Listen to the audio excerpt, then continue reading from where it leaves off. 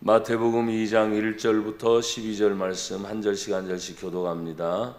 헤롯 왕 때 예수께서 유대 베들레헴에서 나심에 동방으로부터 박사들이 예루살렘에 이르러 말하되 유대인의 왕으로 나신 이가 어디 계시냐? 우리가 동방에서 그의 별을 보고 그에게 경배하러 왔노라 하니 헤롯 왕과 온 예루살렘이 듣고 소동한지라. 왕이 모든 대제사장과 백성의 세리관들을 모아보아 그리스도가 어디서 나겠느냐 물으니 이르되 유대 베들레헴이 오니 이는 선지자로 이렇게 기록된 바 또 유대 땅 베들레헴아 너는 유대 고을 중에서 가장 작지 아니하노라. 내게서 한 다스리는 자가 나와서 내 백성 이스라엘의 목자가 되리라 하였으니라. 이에 헤롯이 가만히 박사들을 불러 별이 나타난 때를 자세히 묻고 베들레헴으로 보내며 이르되 가서 아기에 대하여 자세히 바라보고 사건을 그에게 구하여 나도 가서 그에게 경배하게 하라. 박사들이 왕의 말을 듣고 갈새 동방에서 보던 그 별이 문득 앞서 인도하여 가다가 아기 있는 곳 위에 머물러 서 있는지라. 그들이 별을 보고 매우 크게 기뻐하고 기뻐하더라. 집에 들어가 아기와 그의 어머니 마리아가 함께 있는 것을 보고 엎드려 아기께 경배하고 보배합을 열어 황금과 유향과 모략을 예물로 드리니라. 그들은 꿈에 해석되기로 돌아가지 말라. 지시하심을 따라 다른 길로 북극에 돌아가니라. 아멘. 오늘 저는 마태복음 2장 1절부터 12절의 말씀을 가지고 오늘 경배와 찬양을 받으실 예수라는 말씀의 제목으로 다시 은혜를 나누고자 합니다. 이제 오늘이 12월 25일이니까 우리가 가지고 있는 달력으로는 예수님이 이 땅에 오신 성탄 주일로 우리가 감사 예배를 드리고 있습니다. 오늘 1절부터 2절에 보면 헤롯 왕 때 예수께서 유대 베들레헴으로 에서 나심에 동방으로부터 박사들이 예루살렘에 이르러 말하되 그랬습니다. 예수님의 탄생은 실제 사건입니다. 없었던 일들을 만들어낸 것이 아니고 실제 이 땅에 오신 예수님을 우리에게 오늘도 성경을 통해서 말씀을 하시고 멀리 있는 동방으로부터 이상한 별 하나가 떠서 계속 그들을 인도하는 것입니다. 저는 별을 보면서 무엇을 측정하는 사람은 아니지만 많은 학자들 중에서는 그것을 공부하는 분들이 계세요. 그래서 그 별자리를 보면서 어떤 것은 어떤 것이다, 어떤 것은 어떤 것이다. 그러면서 가끔씩은 아주 희한한 경우에 아주 특별한 일들이 생기는 것 같아요. 그래서 그 별을 보면서 앞으로 어떤 일이 일어날 것이다 라고 그렇게 선견지명이라 그럴까요? 자기들이 아는 지식이 아니라 뭔가 징조가 나타나는 것을 보고 얘기를 하는 겁니다. 그러면 그 얘기한 대로 예언이 적중하게 되는 거죠. 만약에 그런 일들이 전혀 맞지 않는다면 무슨 별자리를 보겠어요. 그렇죠? 그 다음에 사람들이 지리학자 같은 경우는 땅을 연구하기 때문에 땅이 그냥 우리는 보면 그냥 땅이지만 그분들은 산골짝, 계곡짝, 심지어는 어디를 다니면서 이 지질의 변화를 보면서 역사를 측량하는 것을 보게 됩니다. 그래서 없던 얘기를 하는 게 아니라 진짜 있었던 것을 찾기 위해서 아주 오래된 세월의 것들을 찾아서 밝혀내는 거지. 사랑하는 여러분, 오늘 예수님은 분명히 유대인의 왕으로 오셨다고 오늘 동방의 박사들이 멀리서부터 찾아와서 묻는 거예요. 그러나 정작 베들레헴에 있는 그곳에 있는 사람들은 예수님이 탄생을 했는지 누가 태어났는지 관심조차 있어요, 없어요? 없었다는 거예요. 참 아이러니합니다. 멀리 있는 동방의 박사들이 예루살렘에 이르러 했을 때 사실은 그 길이가 상당히 멀어요. 오랜 몇 날 며칠을 그 별을 보면서 또 다시 여러분 생각해 보세요. 만약에 하룻밤 길이라면 자고 나면 그 별이 뜰까요, 안 뜰까요? 계속 있어야 되는 거예요. 이틀 밤이라도 만약에 없어지면 잘못되는 거죠. 그러니까 동방에서부터 우리가 잘 알듯이 낙타를 타고 오는 그 거리가 상당히 먼 거리입니다. 그러니까 변함없이 그들을 인도하는 별은 여전히 그 자리에서 그 동방의 박사들이 찾아오는 동안 계속 변함없이 그 자리를 지키고 있었다는 거예요. 사랑하는 여러분, 오늘 우리가 예수를 믿는다고 하는 그 마음 속에 저도 어떤 때는 환경 때문에 제 마음이 흔들리기도 합니다. 때로는 사람의 관계 때문에 제 마음이 흔들리기도 합니다. 요즘에는 사람들이 워낙 똑똑한 시대에 살아요. 그래 다 스마트폰, 뭐 스마트워치, 뭐 스마트 다 이런 얘기, 그게 다 똑똑하다는 건데 사람이 그것을 보면서 습득을 합니다. 배웁니다. 자기가 하는 게 아니에요. 그냥 보면서. 그러면 얼마나 좋은지 모릅니다. 운전하면서 운전하는 자신의 것만 가지고 있으면 스마트폰에서 내비게이션이라는 길 안내를 틀어놓으면 아주 초행길도 그냥 얼마나 자연스럽게 가는지 모릅니다. 운전할 줄만 알면 되는 거예요. 근데 운전하는 것도 여러분 쉽습니까? 면허증을 따기까지 공부해야지요. 또 시험 봐야지요. 그 다음에 주행시험을 봐서 통과를 하고 길을 나가서 운전을 해봐야 되듯이 제가 왜 이것을 그냥 조목조목 말씀을 드리냐. 우리가 신앙생활도 찬송합니다. 찬송의 응답이 있습니다. 기도합니다. 기도의 응답이 있습니다. 성경의 말씀을 읽습니다. 이 하나님의 말씀은 살아있고 운동력이 있어 좌우의 날선 어떤 것보다도 예리하여 우리의 혼과 골수를 찔러 쪼개며 아멘. 그냥 하나님의 말씀이 글이 아니라 살아계신 하나님의 생명의 말씀이 그냥 인간의 언어로 표현된 것이지만 그것을 읽는 중에 듣는 중에 깨닫는 중에 내 안에 하나님의 영이 감동을 하셔서 그렇구나 알게 하신다는 거지.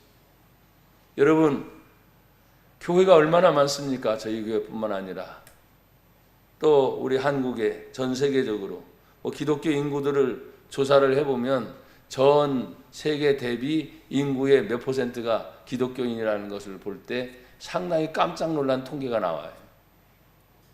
그런데 저는 그 이면에 작은 것 가지고서도 도리어 큰 역사를 나타내는 것이 있지만 그 정도의 힘을 가지고도 큰 역사가 일어나지 않는다면 뭐가 좀 문제가 있지 않는가 그런 생각이 들어요.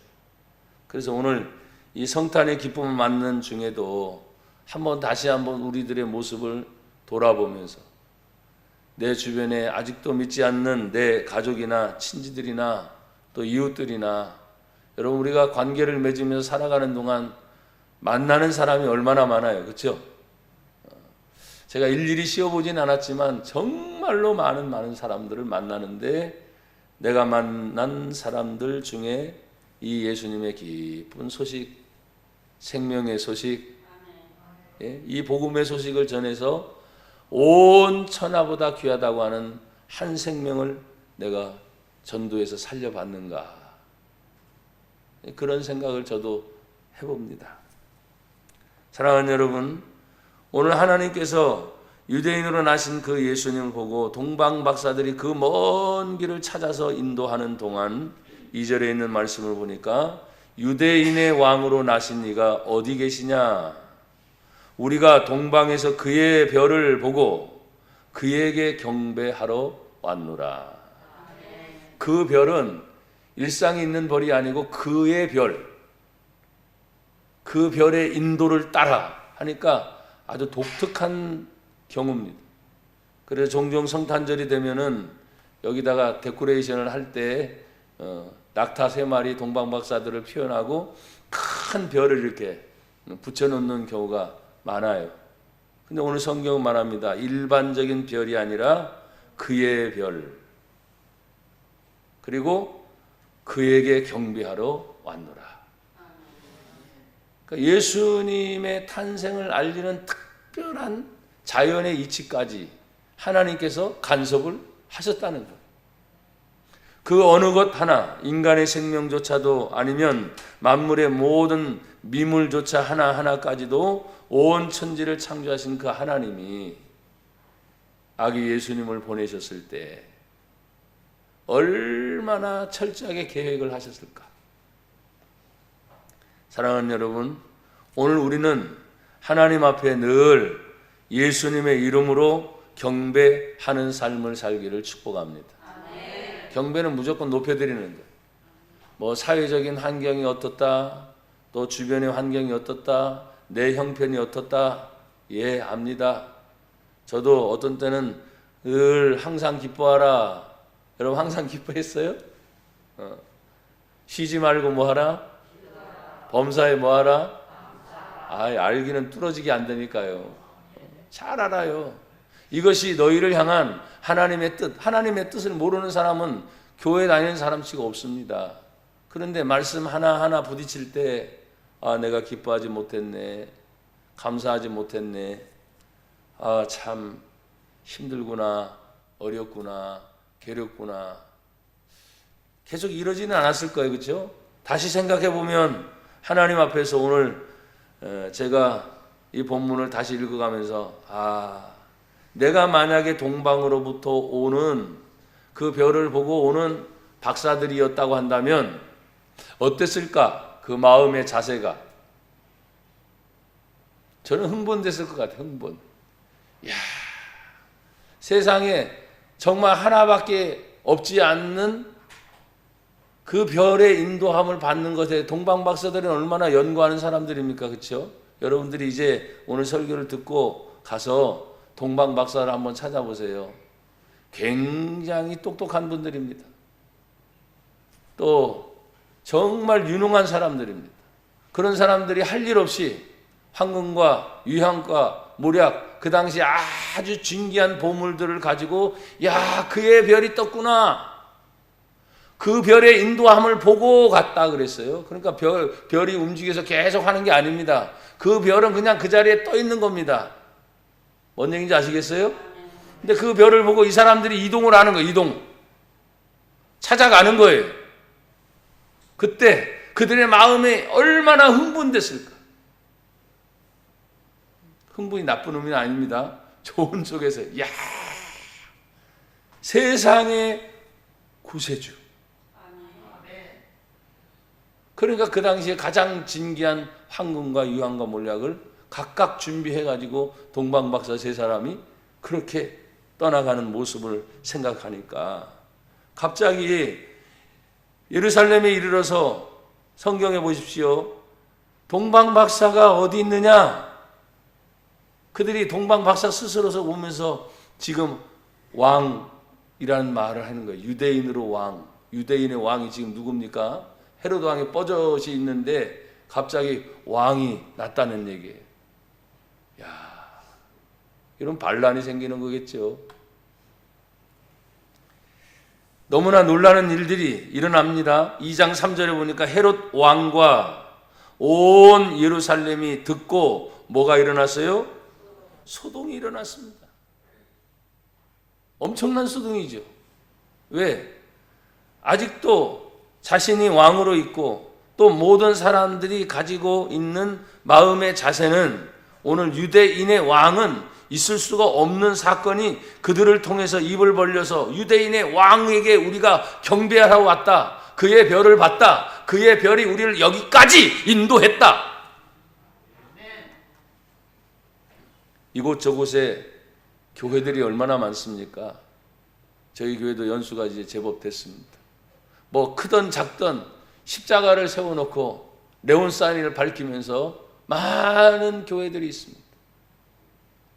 그래서 한때는 이런 문제 때문에 저런 문제 때문에 교회를 향해서 많은 사람들이 이런저런 얘기를 하고 비판의 얘기를 할 때가 굉장히 많았죠. 지금도 끊이지 않습니다. 어떤 정치의 논란을 제가 얘기하려고 하는 게 아닙니다. 여러분, 이 헤롯 왕 때 지금 이들의 모습 속에 헤롯 왕과 온 예루살렘이 듣고 소동이 일어날 정도로 유대인의 왕이 어디 있느냐, 왕, 내가 뻗어치 왕인데 다른 왕을 찾고 있으니 얼마나 큰 소란이 일어나겠습니까? 사랑하는 여러분, 그럼에도 불구하고 성경은 하나님의 말씀입니다. 하나님의 말씀대로 역사는 흘러갑니다. 하나님의 말씀대로 모든 지구의 인구의 인류의 종말까지 성경은 이미 예언하고 있기 때문에 성경을 진짜 믿는다면 성경의 말씀대로 순종해야 합니다. 어떤 분들은 얘기합니다. 성경 오래된 말씀 아니야. 그 성경을 믿는 사람들만 향한 말씀이 아니야. 이렇게 얘기를 해요. 그러니까 예수 믿는 저희들은 성경을 믿으면서 그럼 당신도 한번 읽어보라고. 무조건 멀리 하지 말고 성경을 읽어보라고. 믿으라고 말하지도 않습니다. 책 읽잖아. 책 읽으니까 성경도 한번 가져 읽어봐. 대신에 우리는 기도하죠. 하나님, 하나님의 말씀은 살아있습니다. 하나님의 말씀은 운동력 있습니다. 그리고 읽는 중에 듣는 중에 깨닫게 하여 주시고 이 성경의 눈이 열리게 하여 주시옵소서. 계시라는 말의 뜻이 뭡니까? 계시, 열어서 보여준다는 거예요. 그냥 읽을 때는 글씨입니다. 내용도 잘 모릅니다. 그런데 이것이 어느 순간 하나님이 역사하셔서 그 마음의 문을 열어줄 때, 야, 불순의 마음이었거든요. 안 믿어졌어요. 근데 믿어지기 시작하는 거예요. 야, 이게 하나님의 말씀이구나. 사랑하는 여러분, 오늘도 3절부터 8절에 있는 말씀을 보니까 헤롯 왕과 온 예루살렘이 듣고 소동하며 왕이 모든 대제사장과 백성의 서기관들을 모아 그리스도가 어디서 나겠느냐 물으니, 사실은 헤롯 왕은 그리스도가 어디서 나겠느냐 물으니 하는 것을 이 동방 박사들이 와서 물어봤기 때문에 관심을 갖게 된 거죠. 그전에는 관심이 있어요, 없어요? 없죠. 감히 동방의 박사들이 헤롯 왕을 찾아와서 그 먼 거리에 와가지고 갑자기 묻는 질문이 너무나 충격적인 것입니다. 아니, 뻗어치 내가 왕이 있는데 유대인의 왕으로 태어날 그리스도가 다시 있다니, 이게 얼마나 큰 충격입니까? 사랑하는 여러분, 그들은 찾습니다. 없는 말이 아니라 5절에 보니까 이르되 유대 베들레헴이 오니 이는 선지자로 이렇게 기록된 바. 기록된 말씀이 있었어요, 없었어요? 있었어요. 기록됐다는 것은 확실한 증거가 있다는 말입니다. 그 확실한 증거가 이것입니다. 6절입니다. 성경은 다 같이 여러분 한번 읽어볼까요? 6절 시작. 또 유대 땅 베들레헴아, 너는 유대 고을 중에서 가장 작지 아니하도다. 내게서 한 다스리는 자가 나와서 내 백성 이스라엘의 목자가 되리라 하였음이니이다. 아멘. 선지자의 기록이 다스리는 자, 또 목자, 여러분 아시죠? 목자는 양들을 인도하는 목자입니다. 그래서 예수님을 표현할 때 예수님의 성화의 모습이 있고, 어떤 경우에는 한 양을 안고 있고, 그 다음에 많은 양떼 무리가 같이 이렇게 둘러싼 그런 성화의 모습도 있고, 어떤 경우에는 예수님이 앞장서서 지팡이를 짚고 가면 뒤에 또 양들이 많이 따르는 그런 성화들이 있습니다. 양의 의미는 누굽니까? 바로 우리들을 얘기합니다. 예수를 믿는 한 분 한 분들이 오늘 성경에 예수님이 목자가 되시고 그 양을 인도하시는 예수님을 생각할 때, 사랑하는 여러분, 이 성탄절에 제가 이제 설교를 조금 마쳐야 되는 것은, 일찍 마쳐야 되는 거, 우리 친구들이 또 준비한 것들이 있어서 제가 조금 일찍 마치려고 합니다. 우리가 하나님의 귀한 은혜를 받아 누릴 때마다 오늘 동방 박사들에게 자세히 물어보는 헤롯 왕의 행동을 생각을 해보세요. 7절에 봅니다. 이에 헤롯이 가만히 박사들을 따로 불러요. 그리고 별이 나타난 때를 자세히 묻습니다. 8절에 보면 베들레헴으로 보내며 이르되 가서 아기에 대하여 자세히 알아보고 찾거든 내게 고하여 나도 가서 그에게 뭐한다? 헤롯 왕은 가서 경배하겠다는. 근데 그 속셈이 뭡니까? 여러분 잘 아시죠? 경배가 아닙니다. 잡아서 죽이려고 하는 거. 왜? 한 나라의 왕이 둘이어서는 안 되잖아요. 그러니까 자신의 입지가, 자신의 왕의 모든 것들이 지금 뭐예요? 떨어질 수 있는 위기의 상황이 자기에게 찾아온 것입니다. 그렇지만 그것을 어떻게 모면하려고 동방박사들을 가만히 불러들였다 생각하면 여러분 보세요. 신하들은 다 물리쳤겠죠. 자, 너희들은 다 떠나가 있어. 그 동방박사 세 사람만 불러놓고 조용히 얘기하는. 사랑하는 여러분, 오늘 성경을 우리는 다시 한번 생각해야 됩니다. 가만히 박사들을 불러 별이 나타난 때를 자세히 묻고 나도 그에게 경배하라 하고 그들을 보내놨지만 헤롯의 속셈은 예수님을 잡아서 죽이려고 하는 거였어요. 오늘 우리는 이 성탄절에 제가 왜 그 얘기를 자꾸 하느냐. 교회가, 그러면 교회 하면 누굴 얘기합니까? 목사, 장로님 왜 아멘 안 하세요? 권사님, 권사님들, 우리 집사님, 우리 성도들, 우리 주일학교 어린이들, 학생들, 믿는 것이 우리만 아니라 이 한국 교회에 얼마나 많습니까? 얼마나 많은 선교를 했습니까? 얼마나 많은 구제를 했습니까? 얼마나 많은 것들을 이 세상의 빛이요 소금처럼 교회가 나라와 민족을 위해서, 지역 사회를 위해서, 영혼을 위해서 많이 일을 했습니까? 안 했습니까? 왜 대답들을 못 하세요? 많이 했습니다. 우리 교회도 부족하고 연약하지만 지나칠 만큼 많은 선교 구제를 했습니다. 그걸 자랑하려고 하는 게 아닙니다. 부족하고 연약해도 커도 작아도 하나님은 주라! 그리하면 너희에게 복이 있으리니. 예수님도 세상에 당신의 생명을 주시고 온 인류를 구원하신 거잖아요. 자신의 모든 것을 주신 분이 예수님. 오늘날 어떻게 하면 취해가지고 자기 거 만들어서 자기만 편리하려고 하는 그런 개인적이고 이기적인 사고들이 얼마나 많은지 몰라요. 분열 조직을 자꾸 일으키는 것 같아요. 저는 정치를 논하는 게 아닙니다. 교회도 마찬가지고요. 무슨 파 자꾸 나누는데 글쎄요. 여러분 우리는 예수 안에서 하나입니다. 하나님의 말씀 안에서 하나입니다.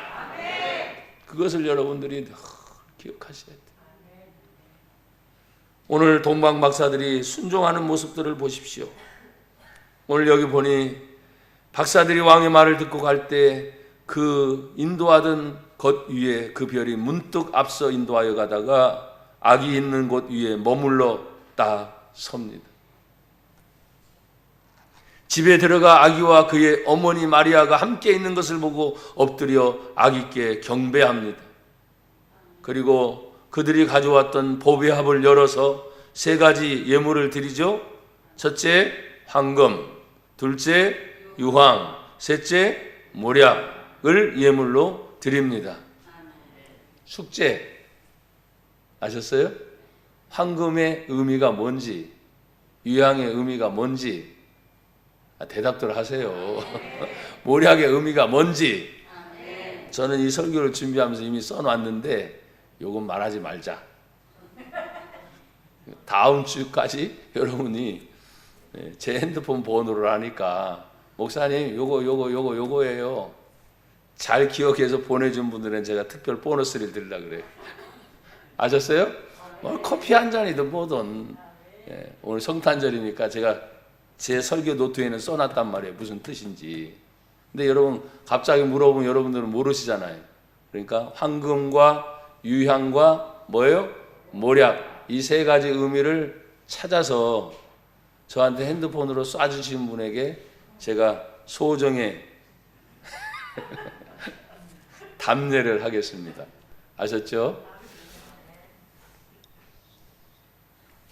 이제 제가 마치려고 합니다. 12절에 보면 그들은 꿈에 헤롯에게로 돌아가지 말라 지시함을 받아 다른 길로 고국에 돌아갑니다. 꿈속에서도 역사하시는 하나님의 계시가 있습니다. 우리는 성경의 말씀이 하나님의 계시입니다. 그렇지만 아주 특별한 경우에 하나님이 지금 꿈에 동방 박사들을 통해서 야, 가지 말고 다시 그냥 고국으로 돌아가라 이렇게 명령을 하셨습니다. 제가 왜 마지막 부분을 강조하냐면 우리가 성경을 읽다 보면 그 성경의 말씀을 통해 하나님이 깨닫게 하세요. 알게 하세요. 그 다음에 마지막 단계가 있습니다. 알고 깨닫는 것만큼 어떻게 해요? 순종해야 되는 단계입니다. 근데 순종할 때 상당히 고민될 때가 많아요. 가정 형편도 생각해야지, 내 형편도 생각해야지, 내 주변의 관계도 생각해야지. 그러면 여러분들이 무슨 헌신을 강조하는가? 천만에. 하나님은 언제나 우리를 향해서 그런 관계들을 주변에 많이 생각하게 해요. 그래서 주님의 영광을 위한 것이라면 몸도 이미 주님의 것이요. 모든 것도 다 주님의 것이니까. 어떤 동안에는 하나님이 쓰실 때 고백합시다. 저를 오른손도 올리셔야죠. 하나님, 저를 사용해 주세요. 한 번 더 이제 왼손 남았죠. 하나님, 우리 교회를 사용해 주세요. 아멘. 그대로 기도하겠습니다. 하나님 아버지 감사합니다. 경배와 찬양을 받으실 예수님의 탄생의 소식이 있는 오늘 성탄절 감사 예배에 예배드리게 하심을 감사합니다. 하나님, 우리 마음속에 다짐하게 하셔서 우리 가족과 이웃들과 우리가 해야 할 사명들을 잘 감당하여 하나님께 영광을 돌리게 하옵소서. 저희를 사용하여 주옵소서. 우리 가정을 사용하여 주옵소서. 우리 교회를 사용하여 주옵소서. 이 나라 대한민국 사용하여 주시옵소서. 예수님 이름으로 축복하며 기도합니다. 아멘.